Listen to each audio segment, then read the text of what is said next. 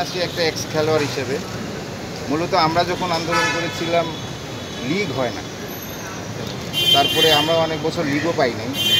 এইটা আসলে এক বছর যখন লিগ হয় না তখন সব প্লেয়ারই কিন্তু খেলতে পারে, বাট এখানে দেখা গেছে যে 3-4টা টিম হচ্ছে না, তারা খেলতে চায় না।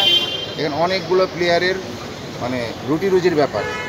তো আমার মনে হয় যে যারা আছে এখানে প্রায় ন্যাশনাল টিমের প্লেয়ার আছে, তাদের ভবিষ্যৎ আছে। আমি চাই যাতে সবাই খেলতে পারে, সব ক্লাব খেলুক।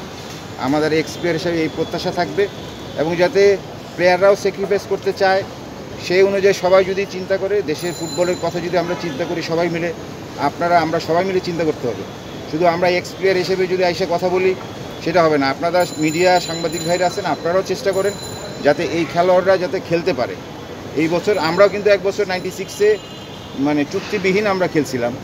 সো এখনও তারা খেলতে চায় স্যাক্রিফাইস করে। আমি চাই বাংলাদেশের ফুটবল সামনে এগিয়ে যাক। যারা বর্তমানে আছে আমার কাছে মনে হয় যে যারা খুবই ভালো ভালো খেলোয়াড়, ন্যাশনাল টিমের খেলোয়াড়, অনেকে টিম পাচ্ছে না। সো সবাই যেন টিম পায়, এই অনুযায়ী আমার আবেদন থাকবে ক্রীড়া সচিবের কাছে যে তিনি যেন এই জিনিসটা আমাদের দেখেন, এবং যেন সবাই যেন আমরা এই বছর লিগটা খেলতে পারি এবং ফুটবলটা যেন সুন্দরভাবে চলে।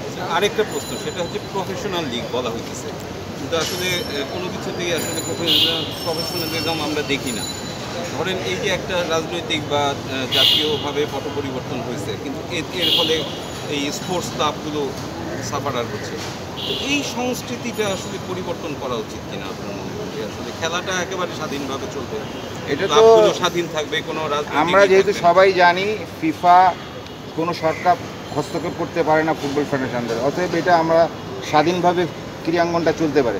তো আমরা এইভাবে কেন চলতে পারছি না, এটা সবাই নিয়ে মিলে আমরা এটা চিন্তা করি যাতে আমাদের দেশের ক্রীড়াঙ্গনটা যেন রাজনীতিমুক্ত থাকে, আমরা যেন ভালোভাবে ক্রীড়াঙ্গনটা চালিয়ে যেতে পারি। আপনার হাতে স্পন্সর আছে, স্পন্সর